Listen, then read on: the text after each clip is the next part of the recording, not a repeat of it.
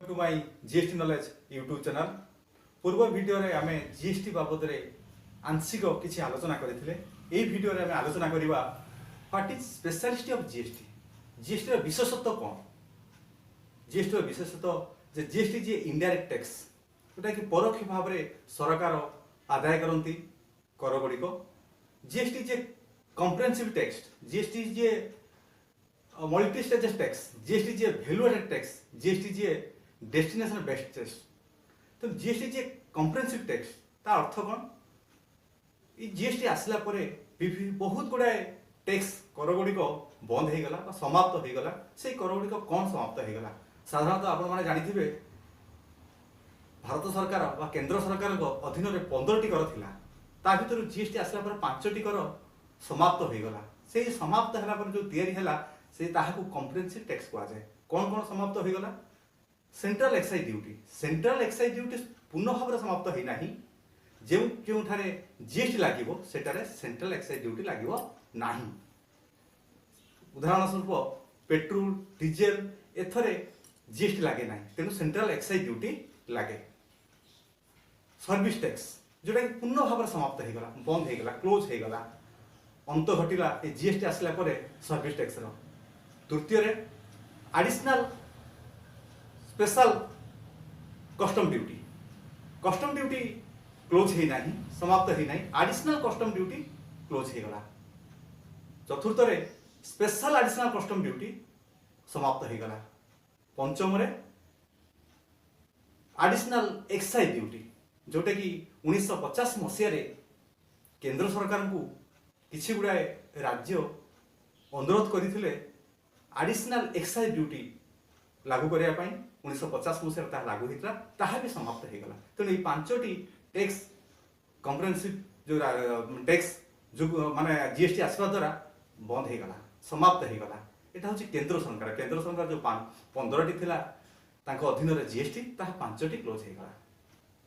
ठीक सही बोली राज्य सरकार हाथ में 20टी टैक्स साधारणतः थाए, ता भीतर 7टी 8टी टैक्स समाप्त हो गला। ये जीएसटी आसला परे कौन कौन? Value added tax.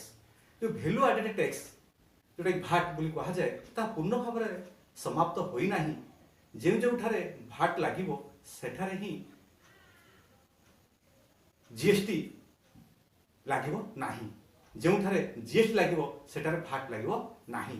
ता अर्थ पेट्रोल डीजेल मद अफिम एथर भाट लागिवो किंतु जीएसटी लागिवो नाही।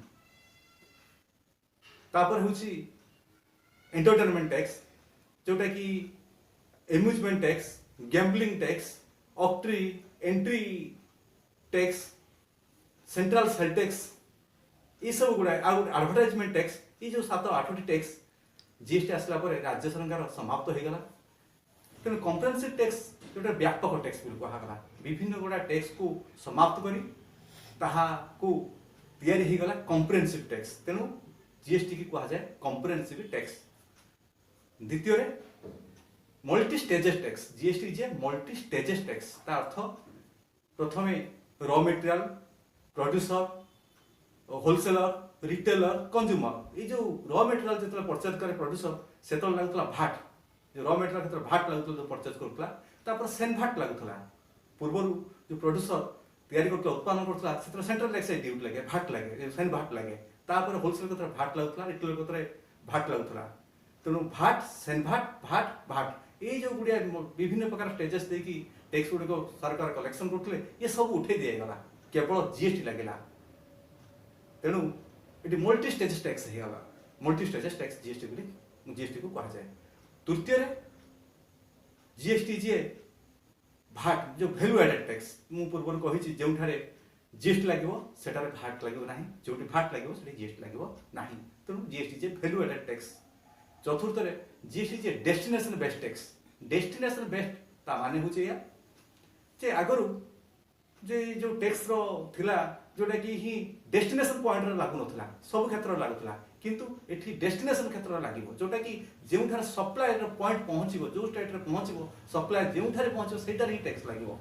तो सप्लाई बेस्ड टैक्स जीएसटी की जो डेस्टिनेशन पॉइंट किसी डेस्टिनेशन होची बेस्ड टैक्स को किसी राज्य विरोध करथिले ତା ମଧ୍ୟରେ ତାମିଲନାଡୁ पंजाब केरल ये सब विरोध करते कहीं जो उत्पादन से सब उत्पादन करती जो स्टेट गुड़ाक उत्पादन अधिक क्षमता थाए से क्षेत्र में लस अनुभव करेंगे कहीं उत्पादन कले प्रोडक्शन क्षेत्र लगे प्रोडक्शन क्षेत्र में एत लाभवान हो पारे जीएसटी आसला प्रोडक्शन स्टेट गुड़िक लाभवान हो पारे से मैंने आंदोलन करते विभिन्न प्रकार अपोज करते जे डीएसटी जे डेस्टिनेशन टेस्ट जेहेतु होची तेणु एटा बंद करा जाऊ साधारणतः जयललिता बहुत जोर भाव में तुमितुवान करते इवन तामिलनाडु न लगे चेष्टा करते किंतु जहाँ भी हो से 19 जून 2017 मसीह लास्ट को असेंबली पास करते जो जीएसटी जे डेस्टिनेशन बेस्ड टैक्स बोली कहगला तेणु ये जो चारिटी कहली प्रथम हूँ जीएसटी जे कम्प्रेहेंसिव टैक्स द्वितीय हूँ जीएसटी जे मल्टीस्टेज टैक्स जीएसटी जे वैल्यू एडेड टैक्स जीएसटी जे जो डेस्टिनेशन बेस्ड टैक्स ये चारोटी की नहीं चारिटी पॉइंट सब प्रकार जीएसटी जिन आसी जाऊँगी मुझे यहाँ हूँ विशेषत्व जीएसटी विशेषत्व भाव में कहली किंतु जीएसटी एलिमेंट्स ताहा बाबद किसी आम आलोचना करवा।